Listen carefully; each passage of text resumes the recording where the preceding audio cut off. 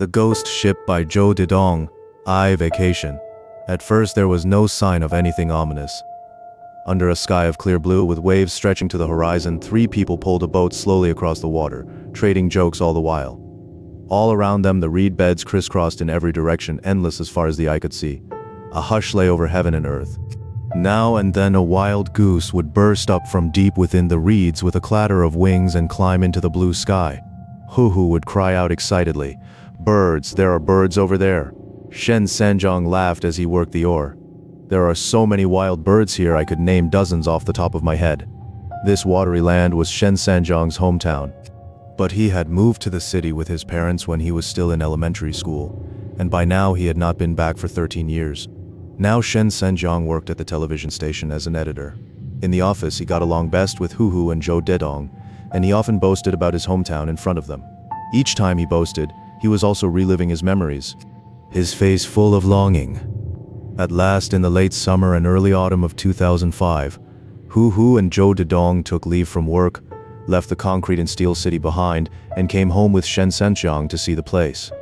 In the village, Shen Sanjiang still had a few old relatives, and he had no trouble borrowing a boat from his uncle's family. His uncle had a mentally disabled son named Wanli. The boy stared blankly at the 3 strangers, his eyes like 2 expressionless glass marbles. The 3 of them planned to drift through the reed beds for the entire day and savor the sky and water. Zhou Dedong had been lying sprawled on the bow the whole time. He was an easygoing man, not as delicate as Shen Sanjiang and Hu. The scenery, charming as it was, did not seem to appeal to him much. Perhaps all he could think about was how to catch a rare bird and eat it. The reeds had grown taller than a man. Seen from afar, they were blue-green, topped with fluffy white plumes of reed blossom. When the wind moved through them, they rose and fell like waves. The reed beds cut the water into channels of all sizes like a maze. The water was clear. In the shallower places, one could see water milfoil and foxtail algae in the black mud below. In some spots there were dense stands of cattails. As Shen Sanjiang looked at the green water, he kept working the oar and telling stories about his childhood, how he used to gather bird eggs, how he cut reeds with a crescent sickle, how he caught loaches. Hu, who was observant, asked him, "Will we still be able to find our way home later?" Shen Sanjiang said, "I wouldn't get turned around even with my eyes closed." "Then I'm relieved," Hu said. I message in a bottle. The first bad omen to appear was a drifting bottle. Hu had the sharpest eyes, and she was the first to spot it. Shen Sanjiang, "Look." "What's that?" Shen Sanjiang looked off into the distance. On the water there was a black speck floating silently. "Probably a piece of driftwood," he said. Zhou Dedong, who was curious about nothing, slowly sat up too. "Let's row over and take a look." At last the boat drew near. "A drift bottle," Hu cried. Shen Sanjiang stopped rowing and reached out, scooping it up. Hu took it, pulled out the sealed cork, and pinched out a slip of paper.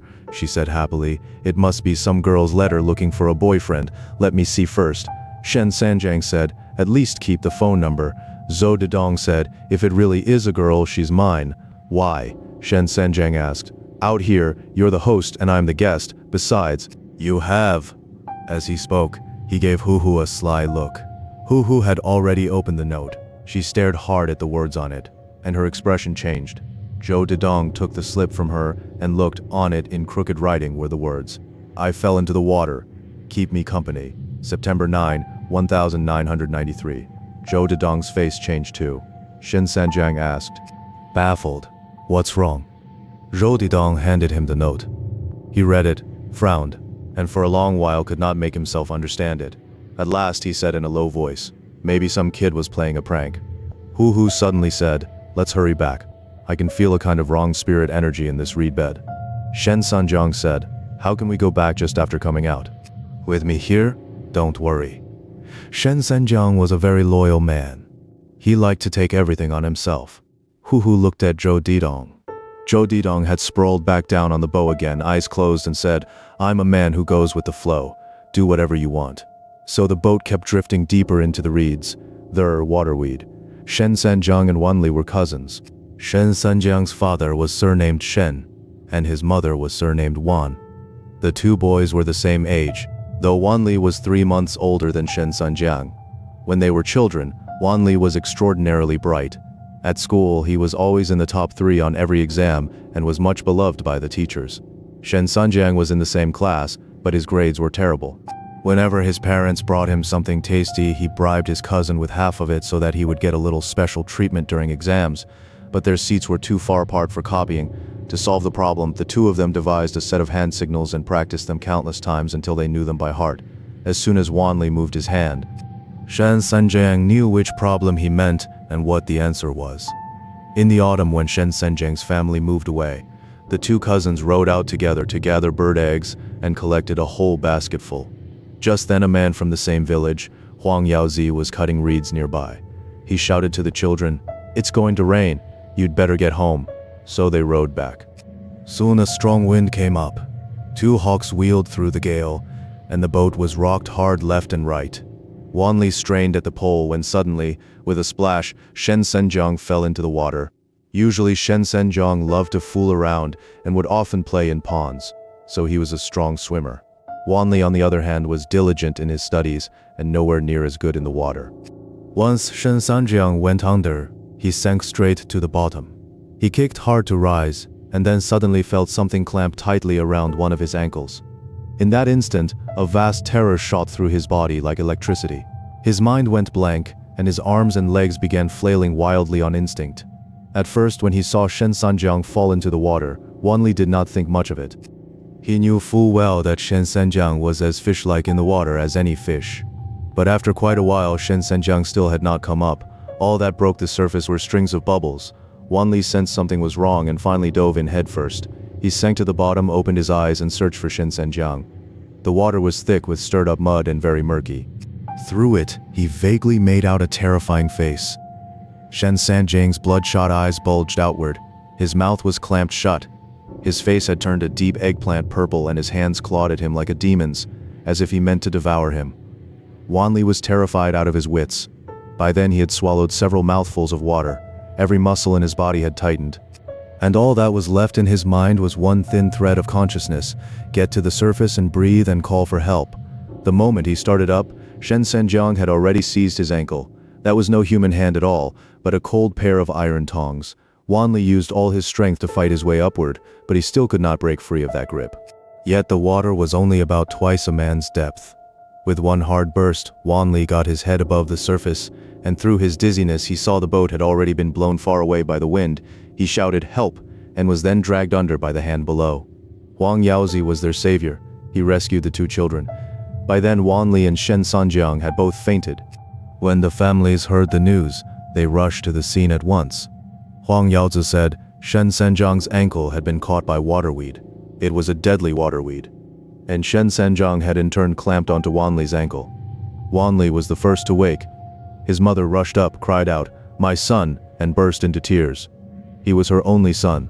Wanli looked at her blankly, then at the people around him, as though they were all complete strangers. Seeing that Wanli had awakened, Shen Sanjiang's mother cried even harder. Some 10 minutes later, Shen Sanjiang slowly came to as well. He laboriously turned his head and weakly called, "Mom." After that, Wanli was as though he had lost his soul. He no longer recognized anyone, remembered nothing, and did not even know who he himself was. He had become a living vegetable.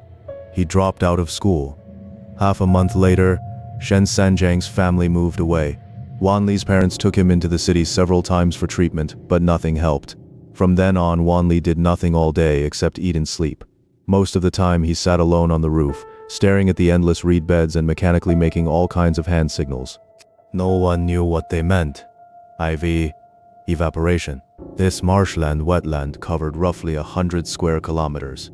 Because it was so remote, it had never been properly developed or used. There were few signs of human habitation here, and many rare animals bred and thrived in this place. By now, the three of them could no longer see the village out on the plain.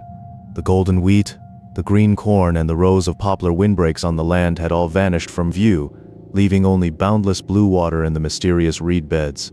It was probably around 3 or 4 in the afternoon. The sun lay quietly on the water, glittering with fine ripples of light. The three of them gradually got their spirits back. Shen Sanjiang stopped the boat and began casting a net to catch fish. Zhou Dedong and Hu sat to one side, watching with curiosity. Soon Shen Senjiang had hauled up several lively crucian carp and a big blue crab with a green shell and white belly. The three of them rowed the boat to a small islet nearby, broke off some dead branches, grilled the fish, and ate and drank as they went. That morning they had eaten at Shen Senjiang's uncle's house, wild duck stewed with radish. At the time, Hu had been busy looking out at the rural courtyard through the window and had not eaten much. It was a very large yard, planted with sunflowers, vegetables, fruit trees, and containing a well and a four-eyed dog. That Wanli was sitting on top of the cellar entrance, staring at the distant ponds and reed beds, still making those strange hand signals. While the three of them were picnicking, clouds began to show themselves in the northwest, black and heavy, like a flock of giant monsters quietly crawling up from the border between sky and water. Hu looked into the distance and said, "It looks like it's going to cloud over." Shen Senjiang, already drunk, said, "No problem, those clouds are still far off." Hu seemed a little afraid, and once she got back on the boat, she insisted on returning. So Zhou Dedong said, "Then let's head back. We can come out again tomorrow." Shen Senjiang said, "I told you. I wouldn't get turned around even with my eyes closed." He had had too much to drink. In fact, the issue was not whether he could find his way, but that the wind and waves were getting rough, and the boat could easily capsize. In the end, Shen Senjiang had no choice but to row back. As he rowed, the wind really did get stronger and stronger, and the boat began to rock violently. But they were downwind, so the wind pushed the boat forward and saved a great deal of effort. Hu sat in the very middle of the boat, so frightened that she gripped the gunwale with both hands and kept crying out. Shen Senjiang rowed while snickering. He. The sky grew darker and darker. Shen Senjiang was nearly frightened senseless. After thinking for a long time, he decided to head straight back to his uncle's house. Once the wind was behind them, the boat moved very quickly. Ponds were everywhere, and channels crisscrossed in every direction. All around them, the reeds were growing thicker and thicker. Tall reeds stood in a dank, impenetrable mass, rising and falling like waves. Shen Senjiang felt the surroundings growing stranger and stranger. His boat had slipped into a narrow side channel among the reeds, and then he realized he was lost. He immediately tried to row out. The water here was shallow, with marsh mud underneath, and the boat could easily run aground.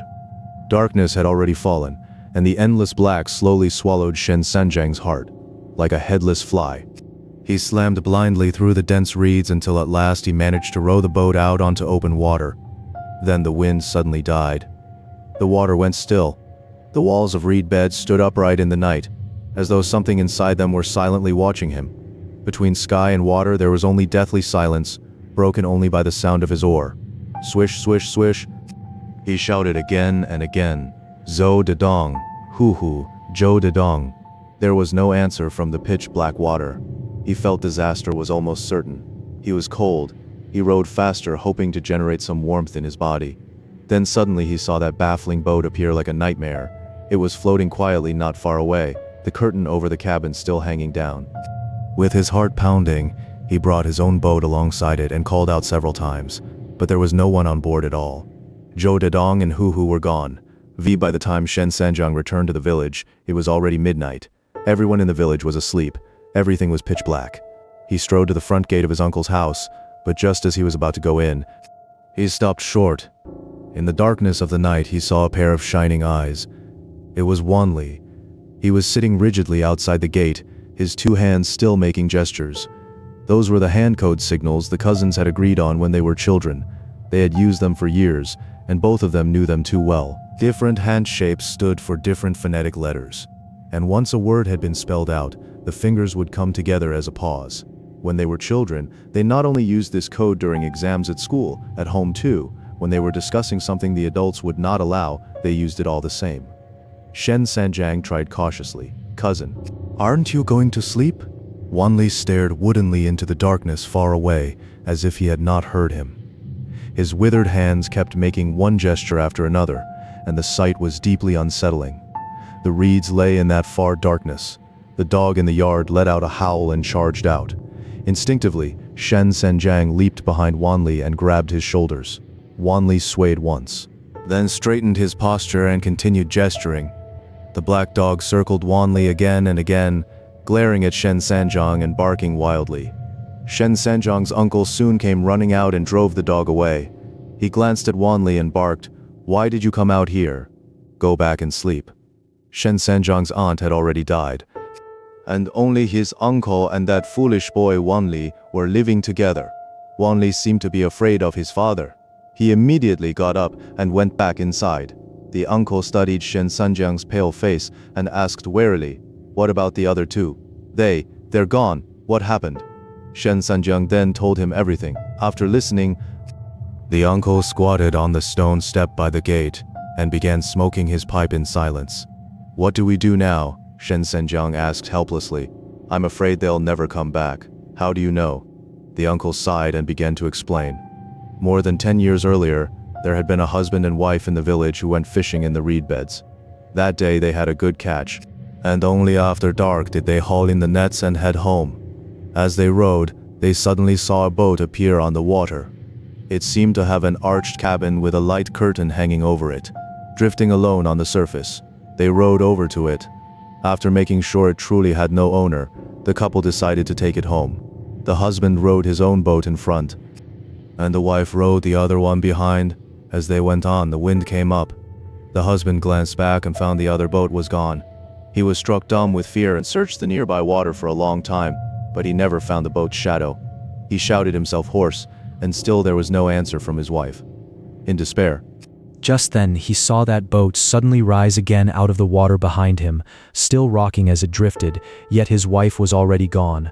He rushed back to the village in a panic and called for the villagers. More than a dozen boats searched the endless reed beds, but in the end they found nothing. People looked for days in a row, but that boat never appeared again. And the wife was never seen alive or dead. A few years later, two outsiders rowed deep into the reed beds, planning to hunt swans. That night the moon hung huge in the sky. The starlight flickered bright and dim, and a layer of silver seemed spread across the water. That terrifying ownerless boat appeared again in the reeds, like that husband and wife before them. The two outsiders wanted to claim it, and one of them stepped aboard. As they went on, the boat once again vanished without a trace. The villagers all came to call it the ghost ship. Not long ago, a young man in the village claimed that when he came back late from fishing, he had seen that ghost ship again on the water. The canopy still hung with a curtain. He knew the cabin was as unfathomable as the ponds in this marshland, and did not dare draw near, so he fled at once. Shen Sanjiang's mouth fell open. This terrifying ghost ship had been haunting the reeds in this area for many years. "I have to find them," Shen Sanjiang said. The uncle thought it over and said, "Even if they are still alive, we won't be able to find them now in this pitch-black night. It will be daylight soon. I'll borrow a motorboat and look again then." Just as the sky began to pale, the uncle woke Shen Sanjiang. By then the neighbor's husband had already started the motorboat. The man drove the boat, and Shen Sanjiang and the uncle stood at the bow, watching as the boat churned into the reeds with a rattling buzz. The sun rose higher and higher. Fine gold glittered across the water, and the damp air was fresh beyond words. Two egrets stood neck to neck on a patch of land in the water, singing to each other. Shen Sanjiang had no mind to admire the scenery. He was frantic with anxiety, and his eyes kept sweeping the water far and near. There was no sign of that ghost boat, no telling whether it had sunk into the depths or hidden itself in the dense reeds, and still there was no sign of Zhou Dedong or Hu. The more Shen Sanjiang looked, the more restless he became. He had brought two colleagues home to visit, but now he was going back alone. He did not know how he could explain this to his superiors or how he could explain it to their parents. They were two living people. How could they just vanish like that? The motorboat searched the reeds all morning. They met several fishing boats and asked the boatmen, but none of them had seen the missing pair. The man driving the boat had red eyes and a somewhat pale face, as if he had not slept. He asked, "Still looking?" The uncle looked at Shen Sanjiang questioningly. Shen Sanjiang said, "Let's look a little more." The boat went on for a long way. The uncle pointed at the man driving and said in a low voice, "His little Shosho was frightened the day before yesterday. She's been crying every night, and he didn't sleep at all last night." When Shen Sanjiang first came yesterday, he had already seen that child, a little girl about 5 years old. It was said that one day she had taken her father's sunglasses to play with, and when she accidentally put them on, she vaguely saw a huge face close to hers, with a pair of eyes bigger than a cow's and a ring of coarse hair around it. In truth, those were her own eyes. The light and angle were just right, and the reflection from the lenses made it seem that way. The little girl snatched off the sunglasses at once and threw them away, crying her heart out. She had been frightened. Shen Senjiang understood what his uncle meant. His heart went cold and he said with complete despair, "Let's go back." The motorboat turned around at once and headed back. Without meaning to, Shen Senjiang reached into his pocket and gave a start.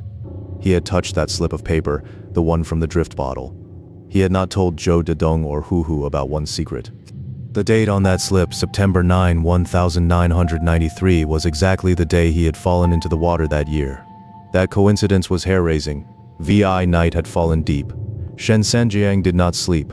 The window outside was quiet, and the wind made the fruit trees rustle and crackle. After midnight, Shen Sanjiang sat up and got out of bed. He had already made up his mind to row back into the reed beds and search for that ghost ship. He knew he would never see it in daylight. It only appeared in the dark. He had to board it and see what was inside that cabin. He had to test for himself what strange world that terrifying ownerless boat could drag him into. He swore he would bring his two companions back. A woman's voice drifted along the village road, as if calling for someone. He had barely stepped outside the gate when he saw a figure at the head of the village, crying out over and over, "Shusho, come back! Shusho, come home with Mama!" The voice sounded lonely, mournful, and terrifying in the black night. It was Shusho's mother calling her daughter's soul at the crossroads. Shen Sanjiang felt a chill run down his spine and quickly turned around, only to see those shining eyes. It was his foolish cousin Wanli. He sat upright beneath the wall, his back against it, making strange gestures toward the dark distance. According to the uncle, ever since Wanli had become simple-minded, he would often sneak out in the middle of the night and sit there alone in the darkness, moving his hands. All at once, Shen Sanjiang felt that his cousin was pitiful. Once he had been an extraordinarily bright and quick-witted child. If not for that accident in the water that year, and the shock that turned him into a fool, he would surely have gone to university, left this remote countryside, and gone out into the world to do great things. That time, his cousin had jumped in entirely to save him. If he had not held on to his cousin so tightly, then he would not have been frightened into this state either. But in that moment, no one's reason could really govern them. It was all instinctive reaction, especially for a child of 13 or 14. This time, when Shen Sanjiang returned, the uncle spoke of Wanli and shed old man's tears. He was old now and knew he did not have many years left. The only thing he could not let go of was this simple-minded son who could not take care of himself at all. The uncle said he loved scrambled eggs with tomatoes the most. "I think before I die I'll leave him some money, split it into 2 piles. And tell him that one pile is for buying tomatoes and the other pile is for buying eggs." Hearing this, Shen Sanjiang's eyes grew moist. "Uncle, don't worry. From now on we'll take care of him." Shen Sanjiang crouched in front of his cousin and lit a lighter. The weak flame illuminated Wanli's pale face and those 2 pale hands. The hands were changing rapidly, and they were astonishingly nimble. Shen Sanjiang stared fixedly at them, his mind searching through the hand language they had used as children. Wanli's eyes passed over Shen Sanjiang's shoulder, staring blankly into the distance, into the depths of the night. The mother's soul-calling voice drifted in fitfully. "Shosho, come back. Come home with Mama." Shen Sanjiang made it out. The first word in his cousin's hand signs was "you." The second word was "give." The third word was "me." The fourth word was "my." The fifth word came too quickly. Shen Sanjiang could not make it out. The sixth word was "back." The seventh word was "to." The eighth word was "me." The sentence was, "You give me back my what?" Shen Sanjiang's heart suddenly clenched. Then Wanli began the hand signs again from the beginning, the same sentence. For 13 years, he had been saying that sentence over and over again. On the third round, Shen Sanjiang finally made out that the fourth word was soul. "You give me back my soul." The lighter suddenly went out, and Wanli's face was hidden again in the dim night. All that could be seen was the faint gleam in his eyes, while his hands kept moving and signing again and again. Shen Sanjiang was almost beside himself with terror. 7. The boat at the uncle's house was moored by the water. Shen Sanjiang rowed it into the dark ponds and moved little by little deeper into the reeds. All the while he kept thinking of his cousin's hands, endlessly turning in the darkness. A terrifying flash suddenly burst in his mind, and the thought made him shiver to the bone. His cousin's soul had been frightened away, had left his body, and was still down there beneath the water, among the swaying weeds. The sun rose and set, the water bright and dark, year after year. lonely, cold, and in pain. He longed for someone to come and speak with him, but all around him there was forever only endless water. If a soul could leave the body, wasn't that death? The more Shen Sanjiang thought about it, the more terrifying it became. For more than 10 years, his cousin had been a living corpse. There was a kind of ghastly malevolence in the water around him. And those pitch-black reeds stood there like some kind of inexplicable hair. Shen Sanjiang went deeper and deeper into the reeds. He had a feeling that tonight he might not make it back. Wan Li's soul was like a shadow moving quietly beneath the water and following close behind him. Far away, a tiny point of fire suddenly appeared, floating on the black water. Someone had set out a lamp. He remembered how, during the Dragon Boat Festival, the villagers would set lamps on the river, little paper boats with a short candle on them, lit and set into the water to drift with the current. But now it was not the Dragon Boat Festival. Why would someone be setting out lamps? The light was weak, flickering on and off, bobbing and drifting in the black night sky, horrifyingly like ghost fire. He counted them, there were 4. He suddenly thought of Zhou Dedong, Hu the poacher, and that wife swallowed by the ghost ship. 4 as well. That coincidence sent a chill through him. He gradually drew near those eerie lights. Then the wind picked up, and those lights floating on the water drifted farther and farther away. No matter how he chased them, he could not catch up. The wind grew stronger and stronger, raising great waves, and the boat rocked violently as well. The lights vanished in the gale, perhaps blown out by the wind, or perhaps drowned by the water. Then he saw a black shape appear in the darkness, floating quietly on the water in the distance. It was the ghost ship. It had appeared. Shen Sanjiang felt as though his whole body had been hollowed out. He vaguely sensed that this was exactly the place where he and his cousin had fallen in years ago. He gritted his teeth and rowed toward the ghost ship. In his mind, he imagined what he would see after boarding it.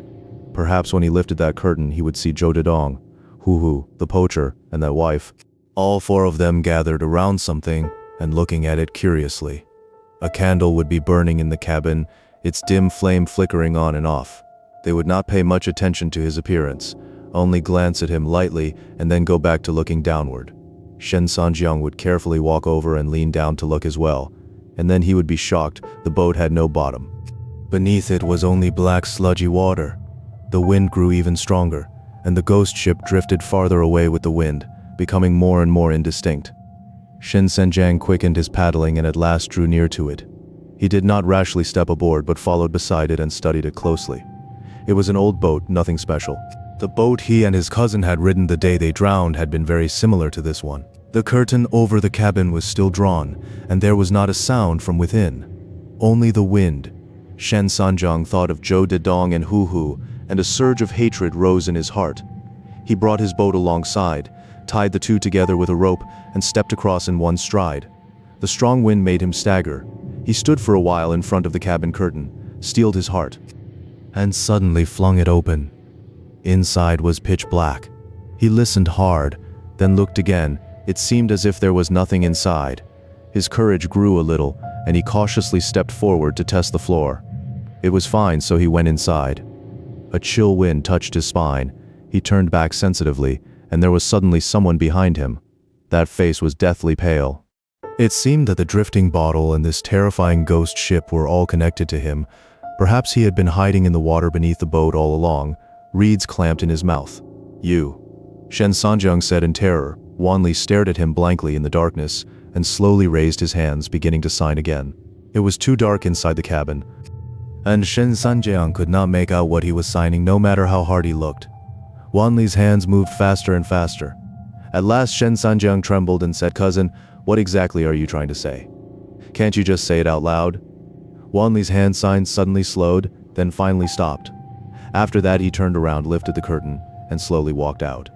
The curtain fell back into place. Shen Sanjiang chased out of the cabin, only to find that Wan Li was gone. He stared at the dark water and froze. Just then he felt the boat beneath him tilt hard, and then with a splash he fell into the water. His arms and legs flailed desperately, trying to rise to the surface. But a pair of huge hands like iron tongs clamped tightly around his ankle and dragged him inexorably toward the bottom.